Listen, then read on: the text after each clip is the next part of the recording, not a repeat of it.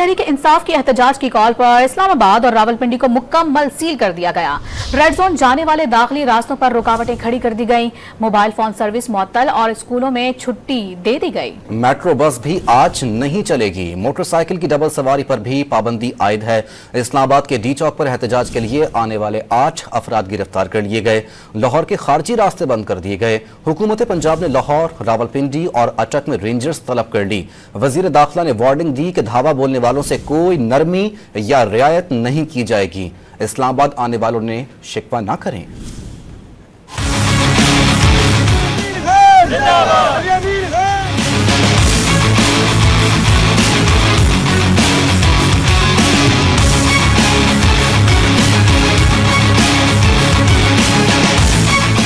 पाकिस्तान तहरीक इंसाफ की आज फिर इस्लामाबाद में एहतजाज की कॉल। हुकूमत मुजाहिरा नाकाम बनाने के लिए मुतहर्रिक। इस्लामाबाद के दाखिली और खारजी रास्ते कंटेनर्स लगाकर बंद कर दिए गए। रेड जोन जाने वाले तमाम रास्तों में भी रुकावटें खड़ी कर दी गई। पीटीआई एहतजाज के पेश नजर इस्लामाबाद में दफा 144 नाफिज करके मोटरसाइकिल डबल सवारी बंद कर दी गई। जुड़वा शहरों में मेट्रो बस सर्विस समेत पब्लिक ट्रांसपोर्ट मुअत्तल है। रावलपिंडी इस्लामाबाद में मोबाइल सर्विस भी शदीद मुतासिर है। स्कूलों में छुट्टी दे दी गई। आईजी इस्लामाबाद ने डी चौक का दौरा करके सिक्योरिटी इंतजामात का जायजा लिया और एहलकारों का हौसला बढ़ाया। लाहौर समेत पंजाब भर से इस्लामाबाद रावलपिंडी को मिलाने वाली तमाम सड़कें रुकावटें लगाकर बंद कर दी गई हैं। लाहौर में मोटरवे, रिंग रोड, बाबू साबू इंटरचेंज, शादरा से पिंडी जाने वाली सड़कों पर भी रुकावटें लगा दी गई। लाहौर, रावलपिंडी, अटक और सरगोदा में दफा 144 नाफिज करके तमाम सियासी इज्तिमात पर पाबंदी आयद कर दी गई और रेंजर्स भी तलब कर ली गई।